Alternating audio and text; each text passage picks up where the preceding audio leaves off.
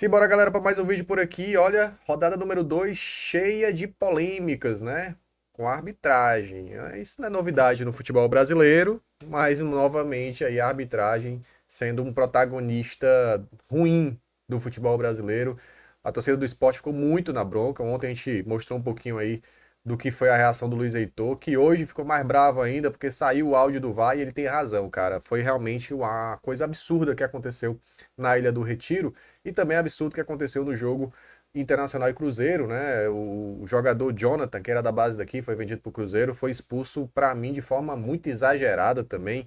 Muitos erros de arbitragem. Inclusive, cara, até assim, no jogo do Ceará não teve nenhum erro que influenciou diretamente na partida, mas foi uma arbitragem confusa também, né? A Edna trocou alguns, inverteu algumas faltas, deu cartão amarelo ali pro Matheus Bahia que eu não vi necessidade, enfim, cara. É uma arbitragem de forma geral muito ruim, tá? Então, a gente tem que trazer esse assunto à tona, porque por mais que a gente ainda não tenha sido prejudicado, e eu falo ainda, né, dando essa ênfase, porque eu sei que a gente vai em algum momento. Em algum momento isso aí vai prejudicar também o Ceará no Campeonato Brasileiro, como prejudicou o Sport claramente no jogo deste último domingo. É uma coisa bizarra que nenhum VAR corrigiu, foi assim uma grande atrapalhada da arbitragem, e obviamente tem motivo, cara. A CBF saiu uma matéria na revista Piauí denunciando aí, com denúncias fortes em relação a Edinaldo, a CBF, e por sinal, né, que não está dando a devida atenção à arbitragem brasileira. Vou já comentar neste vídeo aqui também. Então chegou por aqui, deixa o like, compartilha, manda para geral quem puder, seja membro BPR ou membro, tem a mensagem de destaque por aqui e entra lá no nosso grupo exclusivo do Zap. Vamos pro vídeo.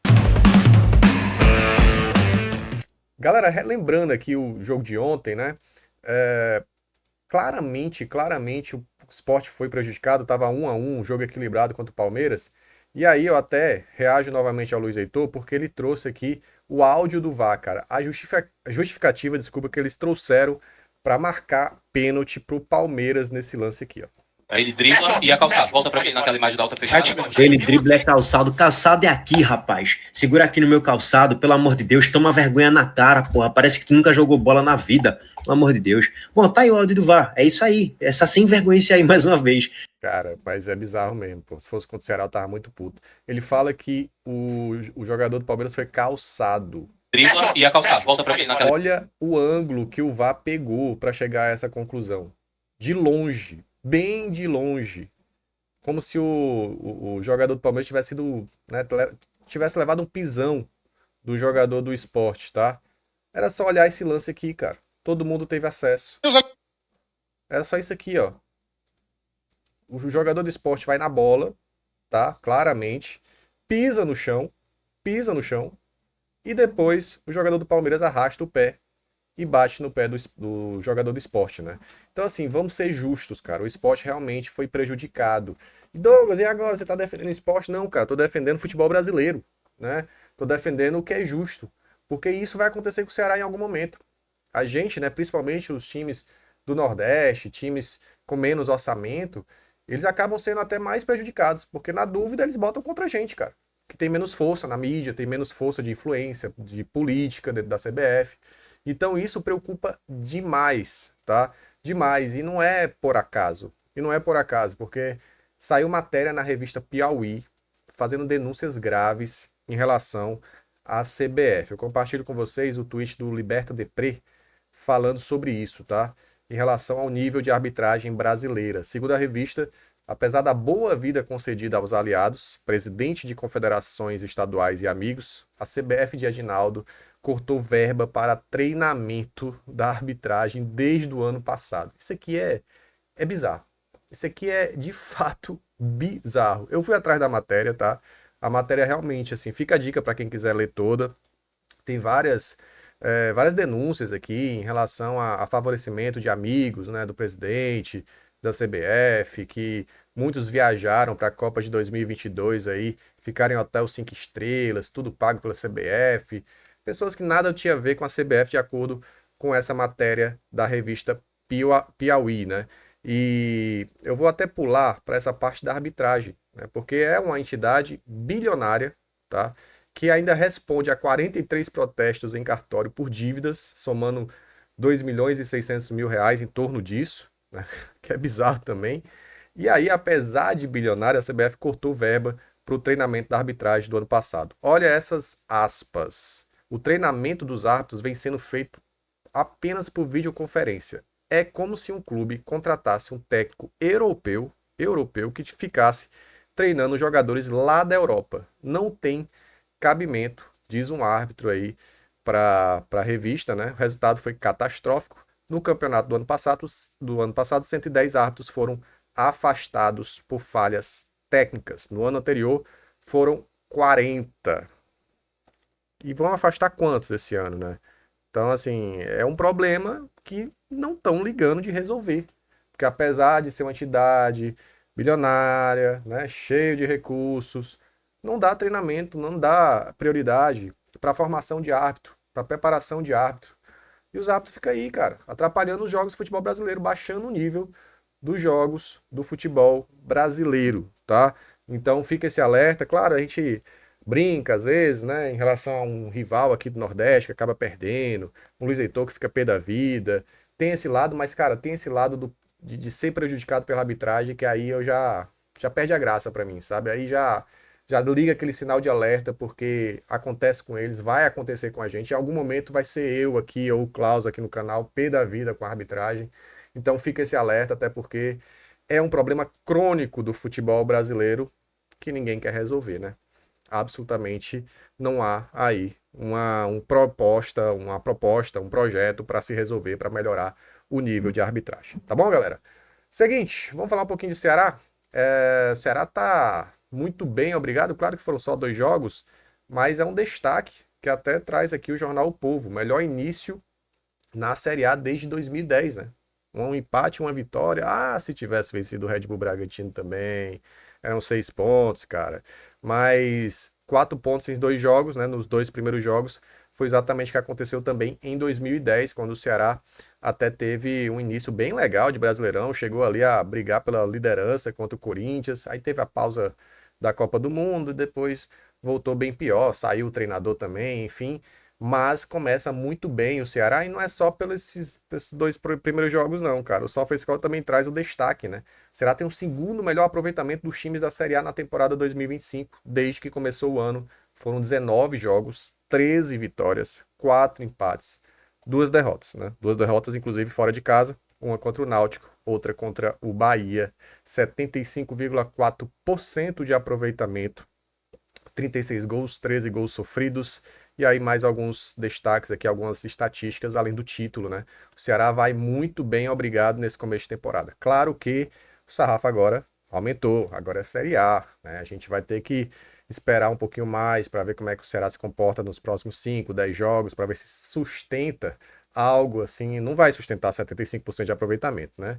A minha torcida é que sim, a minha torcida é que sim, mas a tendência é que dê uma baixada nesse aproveitamento, mas é importante mais para a confiança dos atletas, para justamente a confiança do treinador também, né, que vai ganhando cada vez mais a confiança da torcida, da diretoria nem se fala.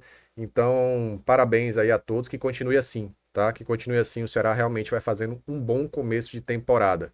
Agora o desafio só aumenta. Próximo jogo já tem Juventude fora de casa, é um confronto direto ali entre 2 equipes, teoricamente, que disputam a mesma coisa na competição. Então, todo cuidado aí. Inclusive, o Ceará já trouxe a agenda da semana, né? Já avisando essa partida contra o Juventude.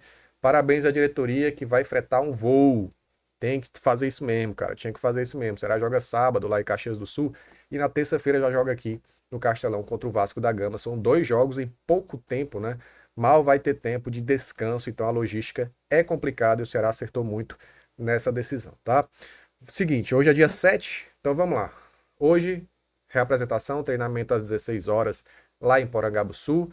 Amanhã também, dia 9, dia 10, né? Até o dia 10, até quinta-feira, o Ceará vai treinar pela tarde às 16 horas, certo? No dia 11, sexta-feira, treina pela manhã, 9 da manhã.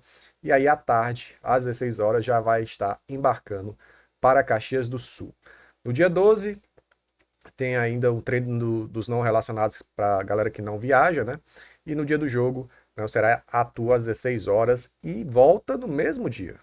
É a importância de você ter aí o frete, né, o voo fretado, porque já volta no mesmo dia, às 10 da noite, já está retornando à capital cearense para dia 13, domingo, já ter treinamento novamente às 16 horas. Então é correria, tá? Sem tempo para descanso.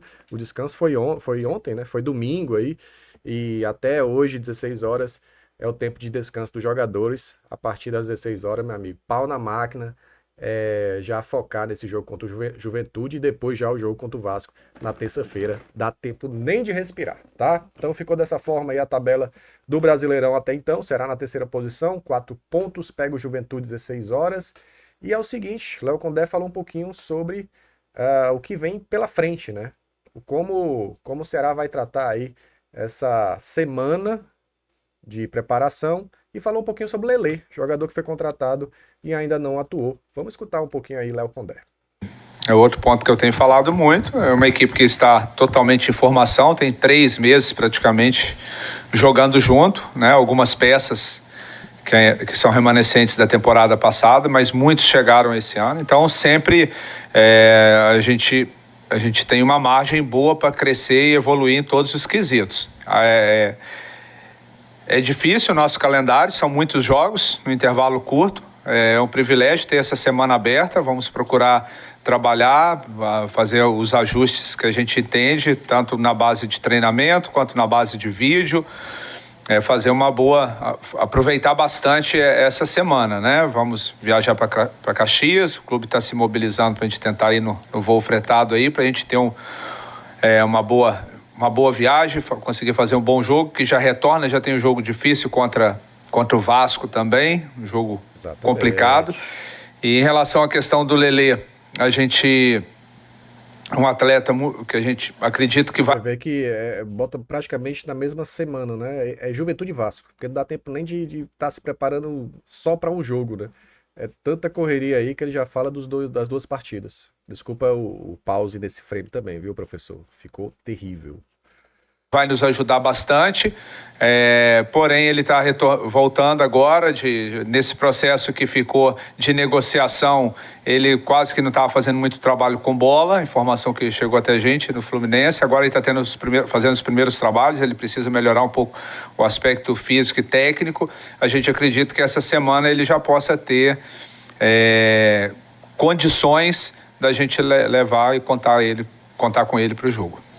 Então tá aí. Lelê deve estar aí à disposição para esse jogo do próximo sábado e também do jogo contra o Vasco. Provavelmente entrando, né, no banco de reservas primeiro, né? Até porque estava aí em preparação, estava aí ganhando melhor condição física. Então a gente vai poder ver um pouquinho do Lelê aí em breve, tá? Jogador que foi contratado. Será que ainda vai contratar mais um jogador? Tem até o dia 11, salvo engano. Até sexta-feira agora. Até sexta-feira agora para fazer outra contratação ainda nessa janela dos estaduais. Fechou, galera? É isso. Deixa o like aqui antes de sair. Hoje à noite tem livezinha, tá lá do estúdio. Vamos trocar uma ideia aí, bater um papo, falar da Semana do Ceará. Fica esse compromisso com vocês. Deixa a sua inscrição e segue a gente lá no Instagram, @BPRvozão, no nosso Insta. A gente conta com vocês lá, porque tem muito conteúdo, muito corte lá no nosso Insta, no nosso TikTok, tudo mesmo @BPRvozão. Segue por lá. Fechou? É isso, valeu. Bora, Vozão. Bora pro racha.